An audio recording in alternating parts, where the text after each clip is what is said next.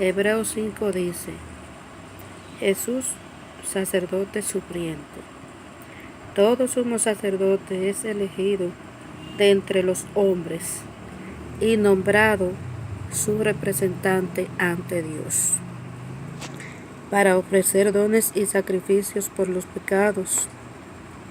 Puede ser indulgente con ignorantes y extraviados, porque también Él está sujeto a la debilidad humana, y a causa de ella tiene que ofrecer sacrificios por sus propios pecados, lo mismo que por los del pueblo. Y nadie puede tomar tal dignidad para sí mismo si no es llamado por Dios, como Aarón. Del mismo modo, Cristo no se atribuyó el honor de ser sumo sacerdote, sino que lo recibió del que le dijo: Tú eres mi hijo, yo te he engendrado hoy. Y en otro pasaje: Tú eres sacerdote para siempre, según el orden de Melquisedec.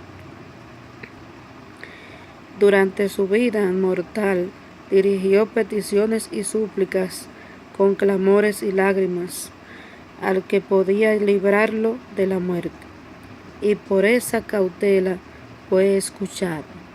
Y aunque era hijo de Dios, aprendió sufriendo lo que es obedecer.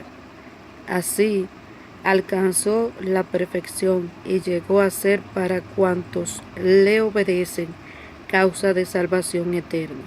Y Dios lo proclamó sumo sacerdote según el orden de Melquisedec.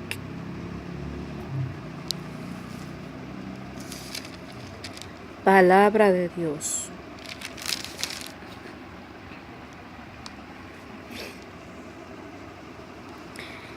En el capítulo 7 dice: Melquisedec y Jesucristo.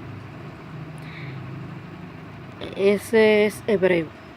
Este Melquisedec, que era rey de Salem, sacerdote del Dios Altísimo, salió al encuentro de Abraham cuando volvía de derrotar a los creyentes y lo bendijo.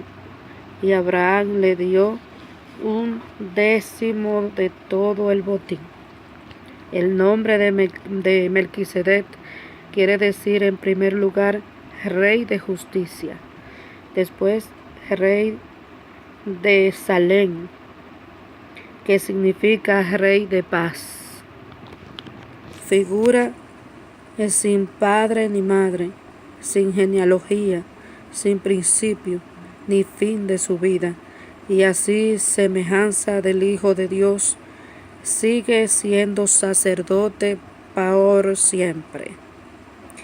Fíjense ahora lo importante que sería que el patriarca Abraham le dio 1/10 del botín.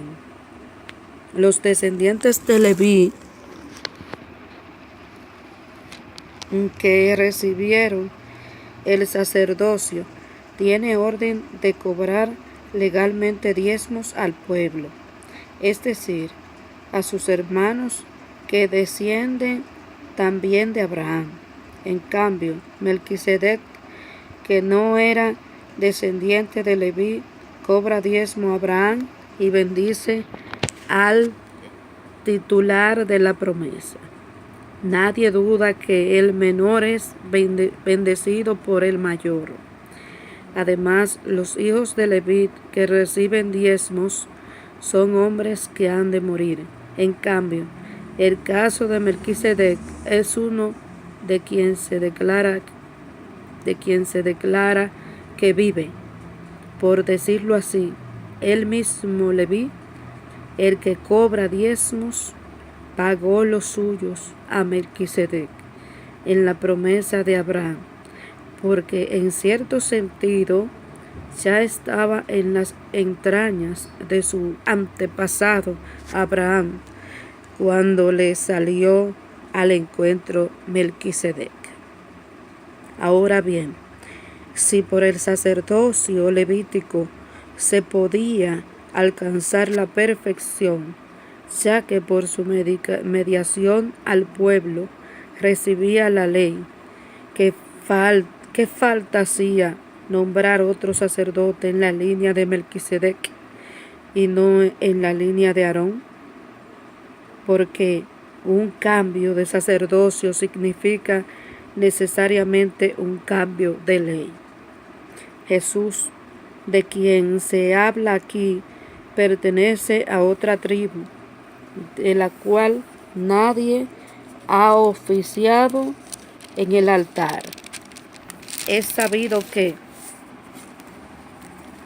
nuestro Señor procede de Judá, una tribu que no menciona a Moisés cuando habla de sacerdotes.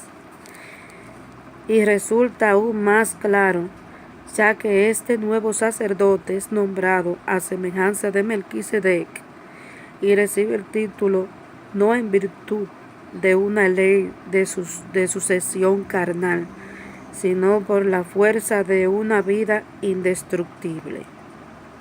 De él han declarado: tú eres sacerdote para siempre, según el orden de Melquisedec.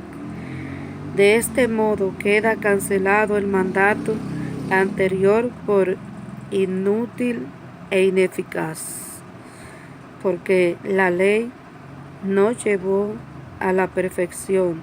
En cambio, ahora se introduce una esperanza más valiosa, por la cual nos acercamos a Dios.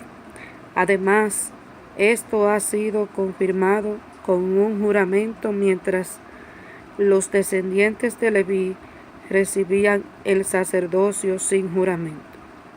Jesús lo recibe con el juramento del que le dijo: lo ha jurado el Señor, y no se vuelve atrás. Tú eres sacerdote para siempre. Por lo tanto, es más valiosa la alianza que Jesús garantiza.